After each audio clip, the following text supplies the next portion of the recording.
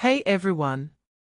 Today, we are diving into a fascinating development in the world of robotics, Tesla's Optimus robot, and its seemingly human-like hands. Now, this isn't just about cool tech, it's about the future of work and what it means for humanity. So, buckle up as we explore this groundbreaking innovation and the mind-blowing implications it holds. First things first, let's talk about the hands. In a recent teaser shared by Tesla's China team, we get a glimpse of Optimus' new hands, and they look incredibly human-like. The proportions and finger structures are so similar to ours that it's almost uncanny. This isn't just about aesthetics, it's about dexterity. These hands are designed to approach the level of human dexterity, which is a huge deal. You see, hands are one of the most challenging engineering feats in robotics. For Optimus to perform complex real-world tasks, from manufacturing to household chores, its hands need to be top-notch. Now, here's where things get really interesting. Elon Musk has been vocal about Optimus being Tesla's most important long-term product.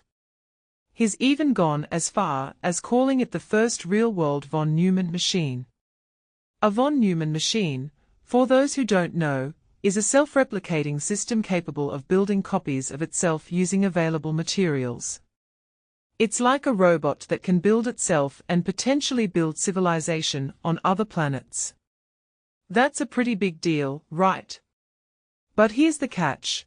For Optimus to become this self-replicating, civilization-building robot, it needs to be able to perform complex work autonomously. And that's where these advanced robotic hands come in. High levels of dexterity are essential for Optimus to carry out tasks like building and manufacturing. So, by refining its hands, Tesla is taking a crucial step towards Musk's grand vision.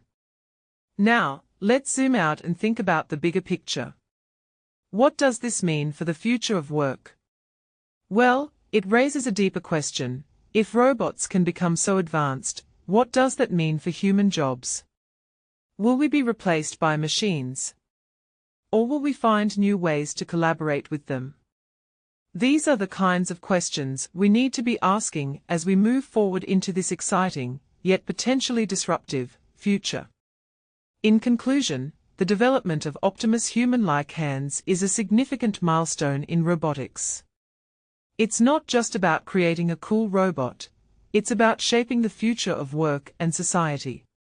So, as we continue to innovate and push the boundaries of technology, let's remember to consider the impact on humanity and work together to create a future where humans and robots can thrive together.